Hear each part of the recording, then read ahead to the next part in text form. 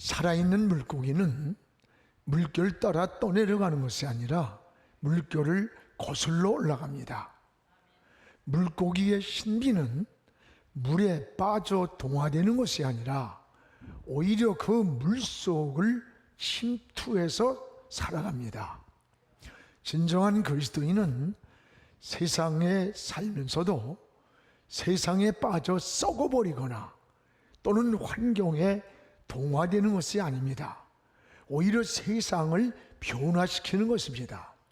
그래서 주님은 너희는 세상의 소금이요 또는 빛이라고 말씀을 하셨습니다. 우리 주님도 세상을 변화시키기 위해서 이 땅에 오셨습니다. 그리고 예수 생명으로 세상을 구원하시고 또 인생의 문제를 해결해 주셨습니다. 신앙은 여러분 아는 것이 아니라 믿는 겁니다. 그래서 신앙을 아는 것으로 생각합니다. 안다는 것은 지식이고 믿는다는 것은 예수 그리스도의 생명의 복음을 말하는 거예요. 믿음은 생명이기 때문에 믿음으로 살면 꿈이 있습니다. 그리고 희망을 갖고 살게 되는 거예요. 성도는 사방이 막혀 있어도 저 하늘이 열려 있음을 바라보고 믿기 때문에 절망하지 않습니다. 바울은 똑같은 풍랑 속에 있음에도 불구하고 다른 사람들은 절망과 죽음의 공포에 떨고 있을 때 바울은 다른 사람을 향해 오히려 두려워하지 마십시오. 안심하십시오.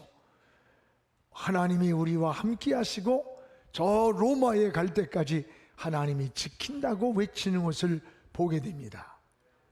이렇게 똑같은 풍랑 14일 동안의 고난, 여기서 어떻게 이게 가능할 수 있는가? 오늘 27장에 보면 내가 속한 바, 내가 섬기는 하나님, 그분이 어젯밤에 내게 나타나 말씀하셨다고 하는 하나님의 사인을 받았기 때문입니다.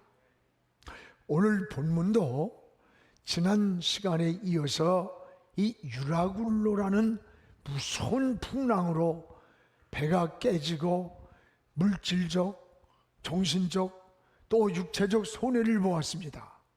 이 풍랑 속에서 14일간이나 먹지 못하고 살 소망을 잃어버렸습니다. 이런 환경에서 바울을 통해 생명은 안전하다고 하는 하나님의 사인을 받고 지금 로마로 가는 과정에 겨우 한 섬 멜리데라고 하는 섬에 배를 대고 그 섬에 올라가는 내용이에요. 바울이 로마에 가야 할 그 사명 까닭에 지금 배 안에 타고 있는 276명이라고 하는 많은 사람들도 바울 까닭에 살고 있다고 하는 것을 감사해야 돼요. 여러분 까닭에 여러분의 가정과 자녀와 생업이 평안한 것을 감사해야 되는 거예요. 요셉이 까닭에 애굽 사람이 복을 받은 겁니다. 지난번에 한번 비행기를 탔는데 비행기가 무중력 상태에 올라가서 별안간에 요동을 치면서 뚝 떨어지는 거예요. 비행기 안에 있는 사람들이 막 아우성을 치고 수라장이 됐습니다. 그리고 조금 있다 잠잠해졌을 때 제가 그랬어요. 여러분, 내가 지금 미국에 설교하러 가는데 설교해야 할 사명이 있기 때문에 내가 이 비행기에 탔기 때문에 당신들도 안전하다는 것을 감사할 줄 알아야 된다. 이게 속으로 그랬어요.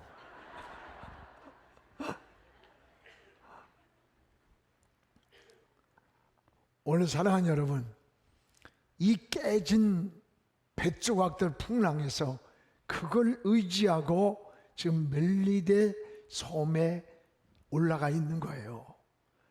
이 섬의 원주민들이 풍랑에서 살아남은 이들을 보고 환영을 하며 맞이했습니다.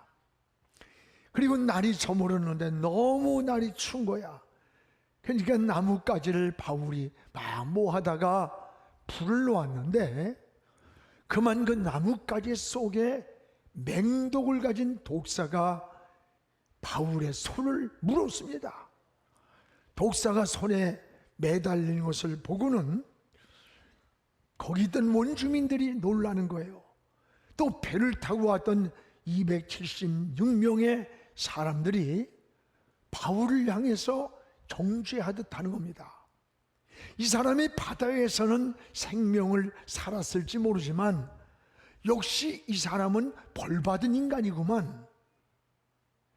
이 사람은 죄를 지은 살인자야. 저 신이 버린 자라고 이제 머지않아 독이 올라서 죽을 거라고 하면서 바울이 죽을 시간을 기다리면서 보고 있는 거예요.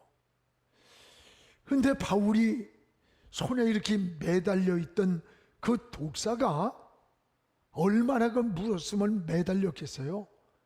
그걸 갖다가 손을 흔들어서 불에다가 그냥 툭 털어버린 거예요. 아, 그러면 이제 독이 오르고 바울이 죽을 줄 알았는데 아무 이상이 없습니다. 이 뱀은 작지만 주석에 보면 아주 맹독성이 있는, 물리면 30분 안에 죽는 맹독성 뱀이라는 거예요. 여러분, 이런 맹독이 있는 뱀에 물리고도 죽지 않는 거예요. 이걸 보고는 이번에는 반대 의견이 나오는 거예요. 야, 희한하다.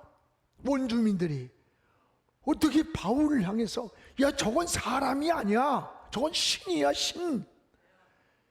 그 섬의 최고 지도자라고 했던 보블리오라고 하는 사람이 바울 까닭에 풍랑을 만났던 276명과 함께 이걸 신으로 조잡하는 거야. 이거는 신이다. 그러면서 이 사람들을 잘 대접하면서 편안하게 멜리디 섬에서 머물게 안식처를 만들어주는 거예요. 그리고 함께 배에 탔던 그 많은 사람들, 그리고 멜리디 섬에 있던 사람들이 예수님을 영접한 거예요. 그 예수님을 믿는 이 선교 여정에 하나님의 역사의 손을 오늘 말씀을 통해 보여주는 겁니다. 우리 이 말씀을 통해서 하나님의 역사는 꼭 순탄한 곳에서만 일어나는 게 아니에요. 여러분이 사업이 잘 되고 자녀가 성공을 하고 어떤 일이 잘 되었을 때만 간증이 되고 어떤 일을 한다고 생각하면 안 돼요. 순탄한 데서만 하나님의 역사가 진행되는 게 아니라 수많은 고난, 이런 속에서 하나님의 손길을 체험할 수 있었고, 때로는 실패, 때로는 질병에서도 하나님을 만나게 하시는 이 하나님의 섭리와 하나님의 손길을 깨닫게 되는 거예요. 또한 어떤 환경에서도 하나님이 정하신 뜻이 있어요. 섭리가 있습니다. 그것이 변함없이 이루어져 가고 있다는 것을 우리는 믿어야 돼요. 사랑하는 여러분, 여러분은 어떤 환경에 내가 처해 있든지 여러분과 함께 하시는 하나님의 역사의 손길을 깨닫기를 주님의 이름으로 축복을 합니다. 무엇보다도 하나님은 따라합시다. 고난도 축복으로 활용하신다. 하나님은 우리의 고난까지도 은혜와 축복으로 활용하시는 하나님이에요.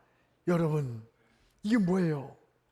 지금 바울이 손에 막 독사가 물려가지고 매달리는 걸 보고는, 야, 저 사람이 바다에서는 살았는지 모르지만 저 사람은 벌받은 사람, 신이 버린 사람, 저 사람은 살인자라고 정죄를 하면서 죽을 시간을 기다리며 보고 있는 거예요.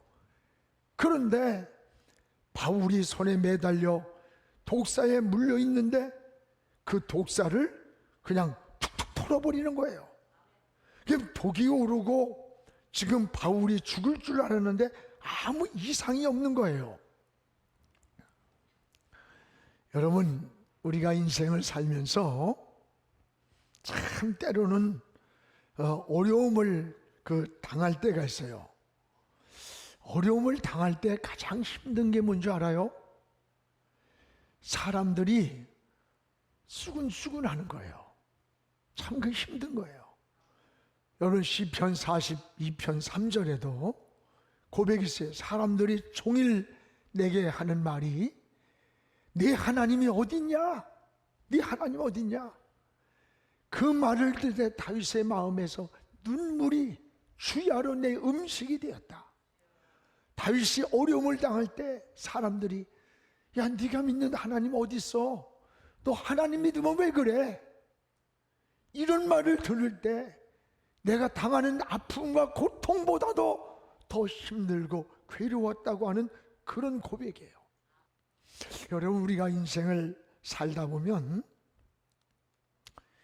참 우리가 도대체가 왜 이런 어려움을 당하는지, 내가 왜 이런 고통을 당해야 되는지, 믿음으로 살고 주님 뜻대로 살고 하나님 방법으로 사는데 그 원인을, 이유를 모를 때가 참 많아요. 이럴 때 성도들이 믿음이 흔들릴 때가 있습니다. 여러분 욥이 어느 날 이런 고백을 합니다. 욥기서 23장 10절에 보면 내가 가는 길을 그가 아시나니 그가 나를 단련하신 후에 내가 정금같이 나오게 되리라. 지금 믿음으로 살고 하나님도 동방의 의인이라고 했던 이 욥이 너무나 어려운 시련 속에, 그리고 친구들은 조롱을 하고 아니 욥이 무슨 죄를 졌길래 저렇게 할까? 하나님한테 회개나 하라 뭐 이러면서 혀끝을 차고 하나둘 떠나가는 그런 위기에서 무엇 때문에 이유도 원인도 모르는 거야. 그러나 욥은 엎드려 이런 기도를 합니다. 하나님, 내가 가는 길을 나는 모릅니다. 하나님만 아십니다. 그러나 내가 분명한 것은 나를 단련하신 후에 내가 정금같이 나오게 할 하나님을 바라보면서 믿고 고백합니다 라고 하는 고백을 드리는 거예요. 그렇습니다. 지금 내가 가는 길을 나는 몰라요. 하나님만 아신다고 하는 이런 고백이 우리에게도 저에게도 여러분에게도 때때로 많이 있어요. 미국에서 한 젊은 선교사가 선교지를 떠나려고 시험을 치르고 준비를 했습니다. 선교를 떠나기 위해서 준비하러 나갔다가 그만 교통사고를 당해서 한쪽 다리가 절단됐어요. 아니 일생을 헌신하며 살기로 결심했는데 한쪽 다리를 잃은 거예요. 울부짖으면서 내가 이런 불구의 몸으로 어떻게 선교하겠습니까? 절망과 낙심을 하고 있는데 어느 날 저 아프리카에서 선교사를 모집한다고 하는 공문을 받았습니다. 그래서 고무다리에 의족을 한 몸으로 아프리카 선교를 지원을 했습니다. 그것은 원주민 부족들에게 복음을 전하는 곳이었습니다. 거기서 무서운 어느 날 식인종을 만났어요. 사람들을 잡아먹는 이 식인종들이 막 빙 둘러치더니 잡아먹으려고 막 춤을 추는 거예요. 그 춤을 추면서 이제 잡아먹으려고 하는 그때에 선교사가 한쪽 의족 고무다리를 빼가지고 추장한테 던져줬어요. 그러니까 이게 무슨 고깃덩어리인 줄 알고 부족들이 그것을 집어가지고 씹어먹으려고 하는데 이거 고무예요. 이상하고 씹히지도 않는 거예요. 그러니까 그들이 소리를 지르면서 야 이것은 신이다, 신이다, 인간이 아니다, 신이다, 우리 먹이가 아니다. 그 추장이 그냥 쫙 엎드리면서 거기에 있던 식인종들이 다 창을 놓고 엎드리더래요. 그래가지고 그 부족 전체가 다 예수님을 믿는 부족이 되게 만들었답니다. 그 선교사의 고백이에요. 그때서야 자기가 왜 한쪽 다리가 잘라졌어야 되는지 깨달았다는 거예요. 만약에 다리가 잘라지지 않았더라면 자기는 식인종의 먹잇감이 됐을 거라는 거예요. 식인종의.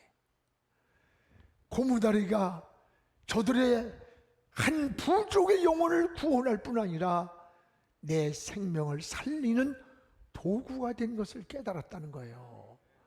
이 선교사의 고백이에요. 여러분, 하나님은 모든 것이 합력하여 선을 이루시는 분입니다. 여러분, 인생의 실패, 고난까지도 축복으로 활용하시는 그런 하나님이라는 것을 깨닫기를 축복합니다. 그래서 인생에 어떤 고난이 온다고 해서 나는 실패했어, 나는 끝났어, 아니 하나님은 지금 어디 계시는 거야, 이렇게 어리석게 원망하거나 절망하지 않기를 바랍니다. 여러분이 만난 고난이 있다면 그 고난까지도 하나님은 우리를 축복으로 활용하시는 하나님의 역사의 손을 깨닫고 바라볼 수 있기를 축복합니다. 우리가 그 잘 부르는 복음성가가 있잖아요. 제가 이 찬송이 나올 때 독일을 갔습니다. 목사님과 그 집회를 인도하고 사모님하고 집사람하고 넷이 차를 타고 저 알프스 쪽으로 1박 2일을 떠났어요. 근데 그 사모님이 유방암으로 한쪽 유방을 다 절단을 했어요. 이 몸이 기울 정도라고 그럽니다. 아무리 사모지만은 내 평생을 헌신하고 이국 땅에까지 와서 병들고 죽어가는 자기의 모습이 너무 처절하고 절망이 오는 거예요. 근데 그때 차를 타고 가면서 4명이 나온 찬송이 왜 나만 겪는 고난이라고 원망하지 마세요. 고난의 뒤편에 있는 주님이 주실 축복을 미리 보면서 감사하세요. 이 찬송을 한 5-6시간을 그때 처음 나올 때예요. 우리 넷이 같이 한없이 울면서 부르면서 그 사모님의 영혼이 치료가 되는 거야. 마음이 치료가 되고 내가 오늘 주님이 불러도 너무 감사하다 라고 하는 고백을 했던 일이 잊혀지지가 않아요. 또한 고난 속에서 나타난 이 하나님의 역사를 오늘 이 멜레데 섬에서 보게 됩니다. 오늘 여기 5절에 보면 독이 바울을 삼키지 못했다 그랬어요. 따르면 독이 바울을 삼키지 못했다. 바울이 그 짐승을 불에 떨어뜨림에 조금도 상함이 없더라. 여러분, 이 뱀에 물려서 고통당하는 것, 그런 환경에서 사람들은 지금 바울이 죽을 줄 알고 죽을 시간을 기다리는 거예요. 오히려 하나님의 역사를 그런데 증거하는 기회를 만들었어요. 독이 바울을 삼키지 못했다? 조금도 상함이 없더라? 여러분, 이 뱀은 방금 전에 제가 얘기했듯이 30분 안에 죽는 맹독성이라는 거예요. 작은 배지만 이 맹독에 물렸는데 그 독이 바울을 삼키지 못했다. 조금도 상함이 없더라. 바울을 물었던 독사의 독이 바울을 삼키지 못했다는 거예요. 사랑하는 여러분, 무슨 뱀을 채우며 무슨 독을 마실지라도 해를 받지 않는다는 말씀이 나와요. 기적을 주시는 하나님의 역사입니다. 그렇다고 해서 여러분 일부러 독사한테 물어라 하면서 나도 바울처럼 털어볼게 그러면 물려 죽어요. 하나님을 시험하면. 그러나 저는 이 말씀을 준비하면서 내 마음속에 독이 바울을 삼키지 못했다. 암이 내게 왔을지라도 암이 나를 삼키지 못하고, 무슨 불치의 문제가 왔을지라도 그 불치의 병이 우리를 삼키지 못하도록 하나님이 지켜주옵소서. 우리 이런 기도를 해야 됩니다. 내가 어떤 인생에서 도저히 인간의 방법으로 일어날 수 없을지라도 그곳에 함몰되지 않도록 하나님이 일으켜 주심을 믿어야 되는 거예요. 맹독에 물려 죽을 줄 알았던 그 시간에 독이 바울을 삼키지 못한 것이 오늘 하나님의 역사가 여러분의 속에 있는 독이 있다면, 여러분의 인생을 삼키지 못하게, 여러분에 있는 무서운 질병이 있다면 그 질병이 여러분을 넘어뜨리지 않는 하나님의 역사의 손이 여러분과 함께 하기를 주님의 이름으로 축원합니다. 여러분, 이게 신앙의 은혜요, 하나님의 사랑이에요, 하나님의 능력입니다. 그렇다고 여러분, 하나님의 은혜를 우리가 시험하면 안 돼요. 하나님을, 우리 초대 한국에 복음이 들어왔잖아요. 그때에 설교를 한 거예요. 여러분, 예수님이 무리를 걸었습니다, 베드로가 무리를 걸었습니다 하니까, 야, 나도 걸어야 되겠다.